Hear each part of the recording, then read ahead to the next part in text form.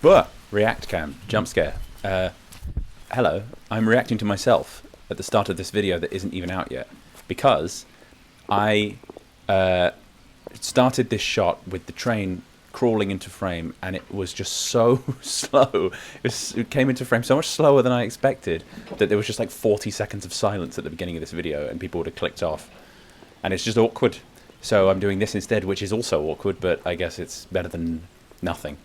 And at some point, I'm gonna point and say, what on earth is this? There it is, way! Yeah, fireworks!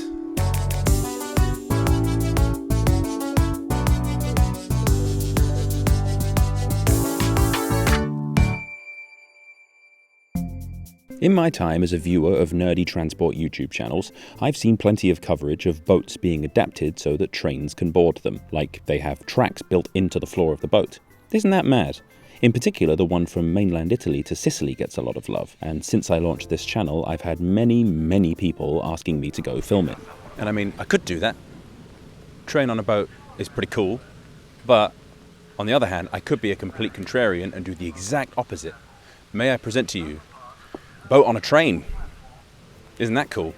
I'm in the deepest, darkest forests of northern Poland, in the Warmian-Mazurian voivodeship. More specifically, I'm in the gmina, or commune, of Pasłęk. And even more specifically, I'm here near the villages of Tumpite and Drulite at the Płociny Bushiniec, or the Bushiniec Slipway. Past Gabe, I hate you for including all these place names in the script. This majestic waterway, which I'm not 100% sure you can actually see from that shot, is the Elbląg Canal. It's about an hour or so from Gdansk, Poland's big port city. It's up in the very far north of Poland. It's very nice and quiet and forested around here. It's very pretty, actually. There's a forest as you come into this complex that is absolutely incredible. I'll see if I can get some footage of it.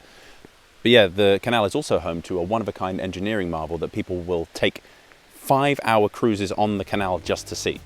By the time of the early 1800s, this area of the continent was under the control of East Prussia, one of the provinces of the Kingdom of Prussia, a linguistically and culturally German state that had, by this point, become something of a financial powerhouse through early industrialization and an economy based on agriculture, mining, manufacturing, and trade. Furthermore, its control of important Baltic ports, including Elbląg, which they called Elbing, got them even more of that sweet cash. But they wanted even more, so they looked inland. For millennia, this lovely part of Europe has been dotted with a series of little lakes that are tantalizingly close to the Baltic Sea. As Prussia industrialized, these small lakes became home to a number of towns and industries that really could have done with access to the sea in order to ease shipping logistics, particularly as the famed Tabor pine wood, used for ship masts and other elements of shipbuilding, came from this region. But up until the early 1800s, nothing could be done about it because nobody had invented magic yet. Instead, they had to transport this timber by ship via the Trevens River to Thorn, then via the Vistula River, then the Nogat and the Krafol Canal to the Frischeshaf or Vistula Lagoon, which took more than 6 months and was therefore not a great option. But in 1825, the Prussian government decided that enough was enough and that the world needed to experience their wood more directly. And they thought, you know what? We can link all these little bodies of water together to make one long super canal that connects straight to the Baltic Sea, bypassing that lengthy route I mentioned earlier. And they commissioned what I can only gather was an extremely smart man called Georg Steinke, a Prussian engineer, to do all the boring math stuff. Our guy Steinke had previous. He already built a canal called the Seckenberger Canal in what was then the Prussian city of Königsberg, which is now Kaliningrad in Russia. So he was the perfect man for the job. But it turns out that the Elbląg canal system was to be a much more difficult and thus much more experimental undertaking.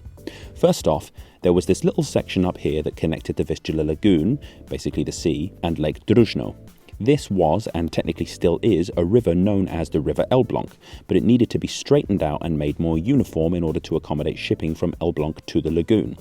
That was one section done. Then they had to connect up a bunch of lakes, starting at Druzhno down here near Elbląg, down to Lake Sambrod, then Lake Ruda Woda, then Lake Ilinskie, and then finally onto Lake Drweckie and the town of Ostroda.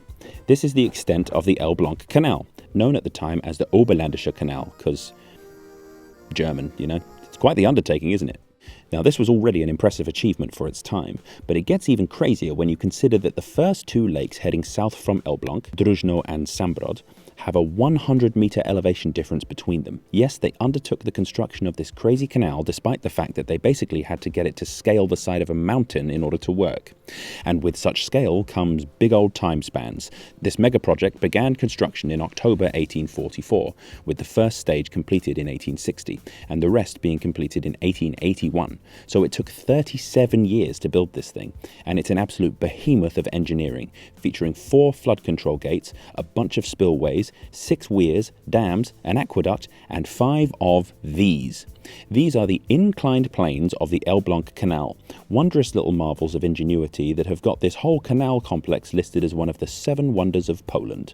Basically, it was deemed that while regular old locks were fine for the minor elevation changes further towards Ostroda, this rapid 100-metre climb, or descent if you're coming the other way, was just too much for such primitive tech, and so they created a system of inclined planes where the boats are loaded onto little trains, or more accurately, they're funiculars, aren't they, as the carriages are counterbalanced on a cable, and shuttled up and down these grassy hills. It's a truly surreal sight, seeing a train carrying a boat, so much so that one of the major tour operators calls its tour of the inclined planes the Boat Through the Grass cruise. Although this looks pretty crazy and quite sort of groundbreaking to us, it actually wasn't Steenke's idea. In 1850, when construction of this canal had already started, there are reports, it's sort of unconfirmed, I couldn't really figure out if it actually happened. There are reports that Steenke went to the US to visit the Morris Canal in New Jersey, which opened a few decades earlier, and had not 1, not 2 of these, but 23 inclined planes, which was quite something. That canal shut down in 1924 due to a lack of sort of maintenance and a lack of funding. And then it would only take another 70 years and the release of The Sopranos before New Jersey had anything else to be proud about. I'm half American. In fact, that means I'm fully American. I've got the US passport and everything, and my whole family's from Pennsylvania, which is right next door, so I'm allowed to make that joke. So yeah, there were initially 4 of these inclined planes, until Steenke decided that the lock system that he built at Sałunia at the end of the line, at the end of the canal, was not cool enough, and he replaced that with one of these inclined planes as well. So there are 5 of them overall, and they have a gauge of 3.27 meters, which is pretty big, but it sort of makes sense considering they have to have an entire boat on them. Also, apparently, I just overheard from the voiceover from the boat, the carriages weigh 27 tons when they're empty. And boats often weigh upwards of 50 tons. So that's a lot of metal being moved. I'm so soaked. I need to go indoors. This type of design actually wasn't that unusual in the late 1800s and early 1900s. Inclined lifts using these carriage-type designs, which were sometimes made of net rather than more rigid metal like this one, were not exactly common, but you'd see a few here and there. There was obviously the Morris Canal in the US, but then there was also the Foxton inclined plane in the UK. They weren't that uncommon. This design massively fell out of fashion in around the 1920s and 30s, and Elbląg is really the only one in this style that remains.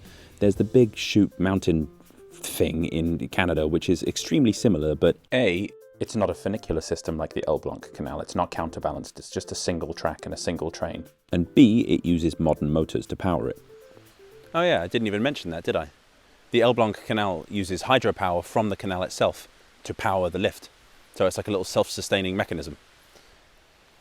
People thought perpetual motion was impossible, but it's just hiding here in Poland. There will no doubt be people watching this going, but canal lifts are still a thing. And that's true. There are quite a lot of them around the world. The Falkirk Wheel is obviously iconic in Scotland, as is the Anderton boat lift, which is in Cheshire, I think? Why didn't I write this into the script? But those use so-called caissons, where the boat itself isn't really moved. It's more that the lift siphons off a section of water from the canal with the boat floating on it and transports that. So the boat remains floating in the water the entire time. Elbląg, meanwhile, is, as far as I can tell, the only example left of a lock or inclined plane system where the boat is fully lifted out of the water. God, I was absolutely positive that I would be like running back and forth because I thought this would move a lot faster, but it's so slow. I would say it's moving probably half a mile an hour. But yeah, no, this is it. It's pretty cool. You can't see it, but just out of shot is the counterbalanced carriage coming up the other way. Nowadays, the Elbląg Canal is just used for tourism, really. There are occasionally like cargo ships that come up and down here, but it's very, very unusual. Most of the freight around this area has been moved to road and rail. But yeah, we're just going to leave it there, I think. This is a hell of a machine. It's crazy.